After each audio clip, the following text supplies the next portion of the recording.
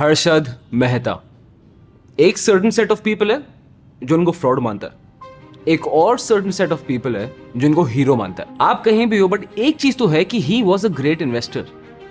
अब great investor हैं तो स्ट्रैटेजी का यूज करते हैं फॉर इन्वेस्टमेंट। इस वीडियो में आपको वही बताऊंगा व्हाट वाज हर्षद मेहता की स्ट्रैटेजी फॉर इन्वेस्टमेंट, जिनके वजह से उन्होंने करोड़ों बनाए। ये वीडियो में बड़ा मजा आने वाला है, ये आप मिस नहीं कर सकते। Hi guys, my name is Harsh Goyla. I'm an investor trainer and mentor in stock market. आज हर्षद मेहता की इन्वेस्टिंग स्ट्रैटेजी, जो भी मैं आज आपको बताने वाला हूं, ये सारे फैक्ट्स, सारे फिगर्स, सारी स्ट्रैटेजी की डिटेल्स मुझे मिली हैं ज्योति मेहता, हर्षद मेहता की वाइफ, उनकी वेबसाइट से। तो सारा सोर्स वहीं से है। ज्योति मेहता बोलती है कि हर्षद मेहता वॉज अंदर से a long term investor and he only wanted to invest in companies जो फंडामेंटली स्ट्रांग हो।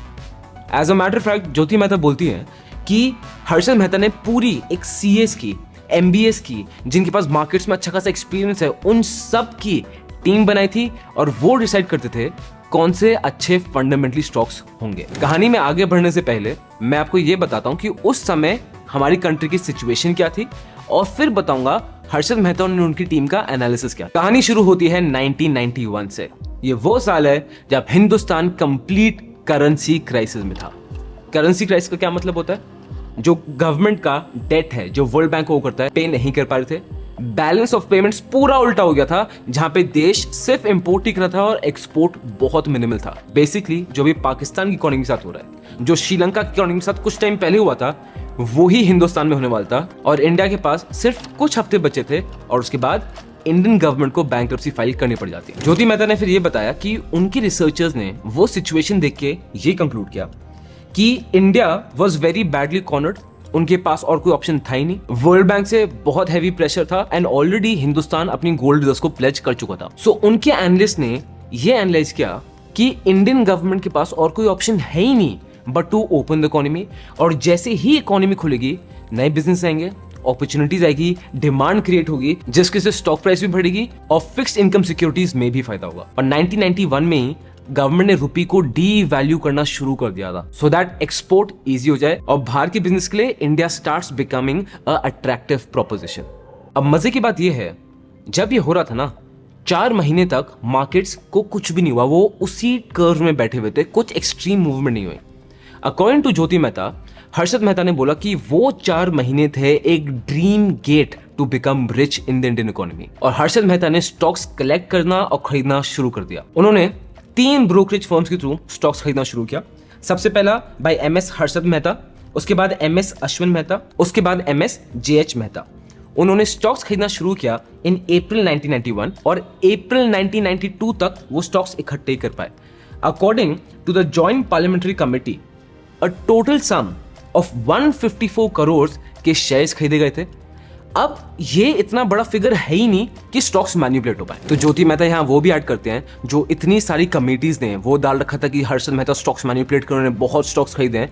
उन्होंने सिर्फ एक साल में 154 करोड़ के स्टॉक्स खरीदे थे, जो बहुत बड़ी क्वांटिटी है, बट स्टॉक मैनिपुलेशन के लिए काफी नहीं है। ज्योति मेहता ये बोलती है, I also fondly remember how excited Harshad was on the day of the budget, 29 February 1992। ये 1992 का वही बजट है जो आइकॉनिक था और उसने पूरी इकोनॉमी को वर्ल्ड के लिए खोल दिया था। And just one day after, we were raided by the IT department, which raid was continuing, but he still went on the trading hall to BSE to offer his comments to the Doordarshan when he quipped his famous line, "India is a turnaround script on a global stock exchange. This has truly played out in the past 30 years, but alas, we could not participate and reap from it." These were the Harshad Mehta statements. ज्योति मेहता ये भी add करती हैं, जब red हुई, Harshad Mehta could not do anything about it. सब तो seize हो गया, ना वो ट्रेड कर सकते हैं। तो जो सब नाम डालते हैं हर्षद मेहता पर कि हर्षद मेहता से स्टॉक्स ऊपर गए, हर्षद मेहता ने मैनिपुलेट किया, एक्चुअलिटी में रियल टाइम जो अवेलेबल टाइम था उस समय तो Harshad Mehta could not even be active in the stock markets. चलो ये कहानी तो हो गई। अब बात करते हैं इस वीडियो के टॉपिक की। सबसे पहली चीज कि हर्षद मेहता ने जो स्टॉक्स खरीदे थे, क्या वो एक्चुअली प्रॉफिटेबल भी थे? तो सबसे पहले रीना मेहता, जो उनकी सिस्टर इन लॉ थी, उनका पोर्टफोलियो देखा गया और उनके पोर्टफोलियो के सारे स्टॉक्स हर्षद मेहता की रिसर्च के ऊपर ही खरीदे गए थे। उनके पोर्टफोलियो की value in 2003 was 42 crores. In 2007 it went up to 197 crores and in 2011 it went up to 353 crore. Jyoti Mehta बोलती हैं आप पूरा पोर्टफोलियो देख लो, हर्षद मेहता ने ऐसे स्टॉक चूज किए थे कि एक स्टॉक ने भी नेगेटिव रिटर्न नहीं दिया। As you can see in this list, यहाँ पे एसीसी है, अंबुजा है, अशोक है, कैस्ट्रॉल है, सेल इंडस्ट्रीज है, आईसीआईसीआई बैंक है, इंडिया सीमेंट्स, आईटीसी भी है, जयप्रकाश एसोसिएट्स है, रिलायंस इंडस्ट्रीज है, सेसा है, टाटा मोटर्स है, टाटा स्टील है, टाटा टी है। मतलब this is what is called vision. अब ऐसे स्टॉक्स चूज किए हैं तो क्या ये कोइंसिडेंस है? ज्योति मेहता बोलती हैं बिल्कुल भी नहीं। But before that a quick word from our sponsors. The sponsor of this video is no one. भाई कोई नहीं है, कोई स्पॉन्सर नहीं है। It is getting very difficult to manage this YouTube channel because बहुत खर्चे हो रहे हैं हर चीज के, and you are seeing the quality we are providing you. So if you can help us out, please hit the like button, hit the subscribe button. मतलब हमें बहुत सपोर्ट मिलता है, I can't even tell you. अब portfolio देखते हैं श्रीमती रसीला मेहता का।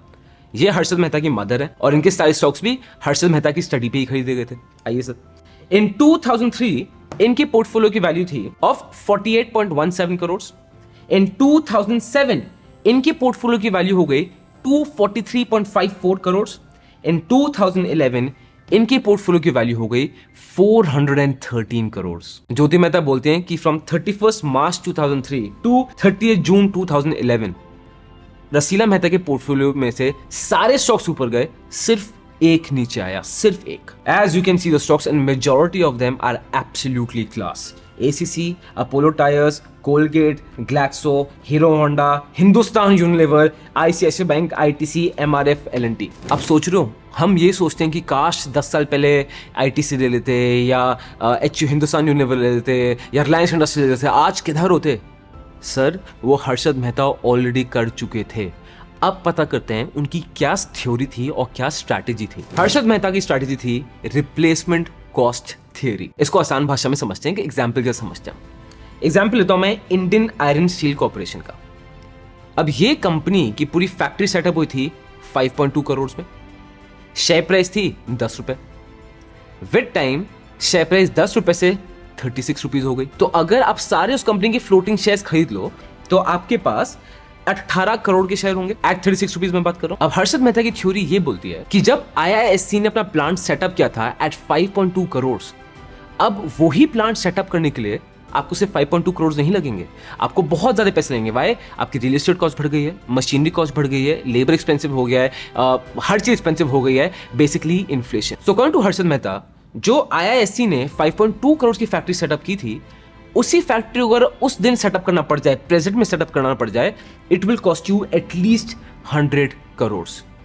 तो लॉजिक हर्षद मेहता का यह था कि अगर 100 करोड़ पैसे लगेंगे किसी और फैक्ट्री को आईआईएससी के लेवल पे आने के लिए, तो उसकी true value should be 100 crore, not 18 crore. So according to him this stock was undervalued and buy it right now. इसी थ्योरी के बेसिस में हर्षद मेहता ने एसीसी में इन्वेस्ट करना शुरू कर दिया हेवीली।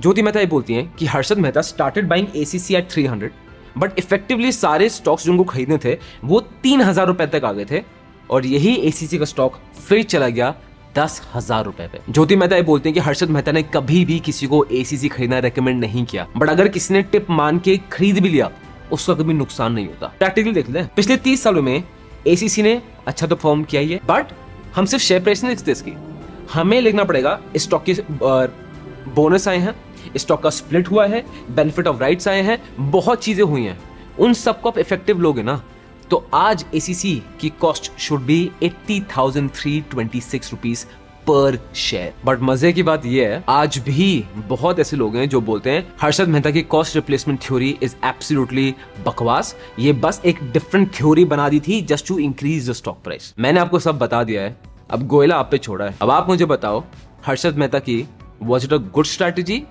और अ बैड स्ट्रैटेजी? पब्लिक पोल कर लेते हैं।